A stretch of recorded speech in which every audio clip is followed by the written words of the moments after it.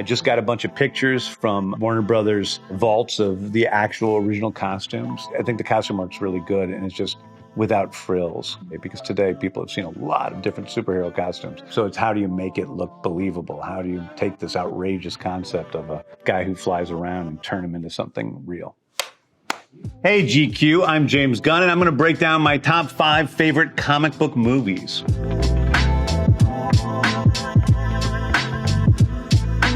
I think I'm worth listening to about comic book movies simply because I've made so many comic book films and superhero films. I've made at least, oh my gosh, I don't know how many superhero movies I've made at this point, something like 6 or 7. I guess if you include the movies I've produced, like the Avengers movies, then it's really a lot. Oh, hello. I know, right? Whose balls did I have to fondle to get my very own movie? I think coming in at number 5, I'm going to go with Deadpool. The first Deadpool and the second Deadpool actually are 2 of my favorite comic book movies. They came on the heels of the Guardians film. They were even more of, comedies than the Guardians films are, and they were so well made, so heartfelt and fun, and Ryan Reynolds just kills it. I think Deadpool is a perfect adaptation of a comic book because the comic book is very much tongue-in-cheek, very much breaking the fourth wall all the time, talking to the audience, and I think the movie does that really well, but somehow also keeps it more grounded and gives it a little bit more heart than the comics have. If you could see me, you'd understand.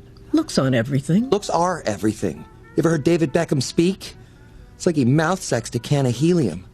Think Ryan Reynolds got this far on his superior acting method? Love is blind, Wade. No. You're blind. Ryan's such a funny guy. I think it, along with Robert Downey Jr. as Iron Man or Christopher Reeve as Superman, he's one of the all-time great comic book, icons. 산 거 맞죠? 이제 잘라도 될까요?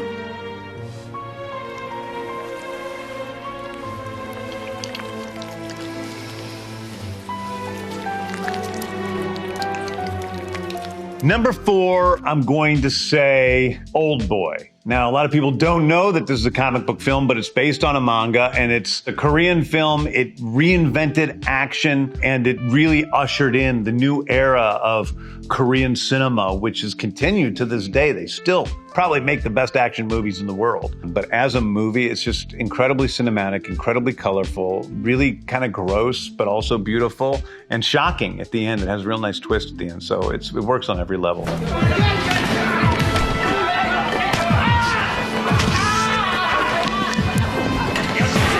If there's one scene that sticks out, it's obviously the hallway fight. That was a huge inspiration to me, and you can see our own version of a hallway fight in Guardians 3. Different versions of hallway action fights have been great, whether it's in Old Boy or The Raid, another great action movie. We have one in The Suicide Squad and now in Guardians. Sorry, do you think we know each other?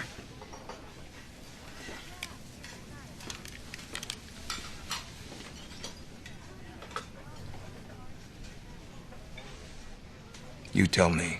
My third favorite all-time comic book film is A History of Violence, directed by David Cronenberg, one of my favorite directors. I love so many of his films, from Dead Ringers to Naked Lunch, but my favorite movie of his is probably A History of Violence. Viggo Mortensen stars in it. He's fantastic, and it's a really amazing movie about a guy who's a former killer who's trying to live this normal life and gets wrapped up in his past. When I saw History of Violence, I also, like Old Boy, I didn't know this was based on anything. I didn't know it was adapted from a novel, or especially didn't know it was adapted from comic books in a graphic novel. I just saw it as a movie itself, so it didn't have to live up to anything. It didn't have to overcome anything. It was just an amazing movie in and of itself that's emotional and passionate, and the violence and the action is shot really well. I mean, I really was influenced by History of Violence. I was influenced by the way that it didn't play like an action movie. You don't look at it and say, oh, that's an action movie. But if you watch the way Cronenberg shoots the action sequences in the movie, it's really spectacular and really deft. Door!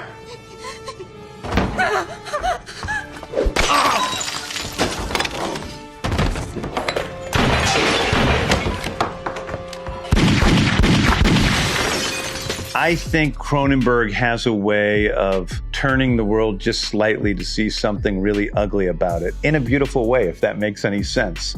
And History of Violence does that. He just turns this normal American family just slightly, and we see into its soul. And it's not the most beautiful thing in the world. There's this wonderful, of all the wonderful things, there's a wonderful sex scene in the movie between Viggo and his wife on the steps when she discovers, like, starting to discover who he really is. I'm not a big sex scene guy. I don't take sex scenes apart in the same way I take action scenes apart. But I somehow really remember that scene because it was so raw and so passionate and so real.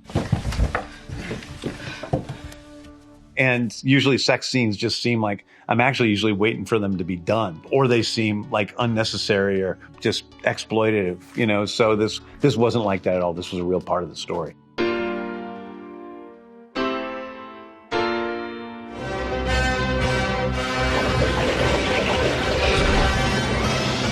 Hey, Jim! Whoa! Excuse me.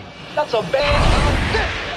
Number 2, I'm going to have to go with a movie that changed my life, and that's Richard Donner's Superman. This one is important to me historically. It's a great movie, but it was also a movie I saw as a kid that affected my life a lot, and I remember seeing it at the Pear Cinema in Manchester, Missouri, when it was first released. Strangely, the same exact theater that Jim Lee, who went on to create so many great comics characters, saw it in St. Louis, because we're both from there. I was taken up in this movie, and I remember when I was a child, I had seen Star Wars, and that was like such a big magical moment for me.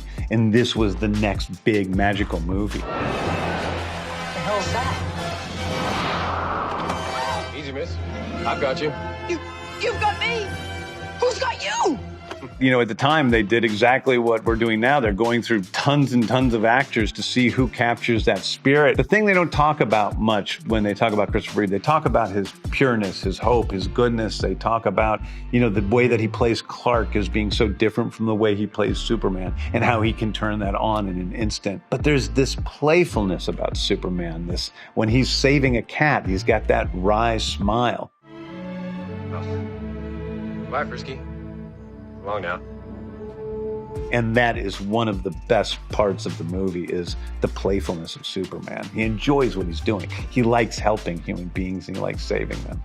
They just did the costume from the comics, and they did it very simply, and it works really well. The colors work well. I just got a bunch of pictures from Warner Brothers vaults of the actual original costumes. I think the costume works really good, and it's just without frills, which was easier back then than today, because today people have seen a lot of different superhero costumes. So it's, how do you make it look believable? How do you take this outrageous concept of a guy who flies around and turn him into something real? I think that, you know, what we're doing is different. It's its own thing, but I'm definitely influenced by what Donner did with Superman and what Christopher Reeve did with Superman. And Margot Kidder, who's fantastic in the movie. She's really the heart of it in a lot of ways.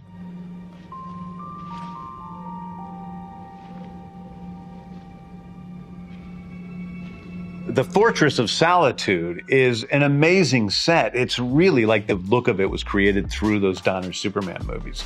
And I think it was a magical location that wasn't something that we're familiar with, but that was so well done and actually built big sets. And that's influenced me a lot. We have some of the biggest sets of all time in the Guardians of the Galaxy Volume 3. It's great to actually have real practical sets for these strange locations, so the, you know, actors and the crew kind of feel what's going on when we're there. And it just looks better than having everything be a total CGI fest. Please keep...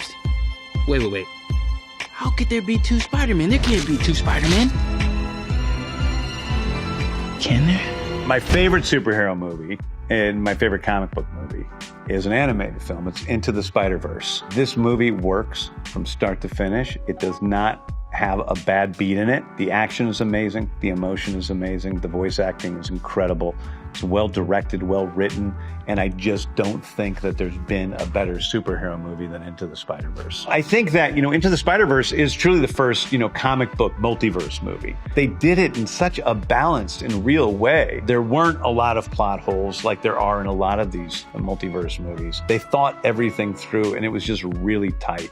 And if there's one thing I respect a lot in a screenplay, in a film, is to be elegant and to not be doing all this stuff that goes off from the center of the film. And it does it. It stays pointed the entire time. Are you from another dimension? Like a parallel universe where things are like this universe but different? And you're Spider-Man in that universe, but somehow travel to this universe, but you don't know how? Wow, that was really just a guess? Being able to see all these different Spider-Man characters, Miles Morales and Peter and all the other characters working together in one movie, it was sort of a dream come true for a kid who loved Spider-Man as much as I loved Superman and Batman growing up. I think that Spider-Verse really influenced me in terms of trying to make high-quality animation that is not secondary. There is an advantage to these animated films because you do plan out everything. You kind of draw it as you go along. You don't go on set and film it. It's costing you millions of dollars, and then you come back with the footage, and then you have to see if it works or not. I think it's one of the reasons why there are so many good, tight animated films, and more often than not, they're better than live-action films.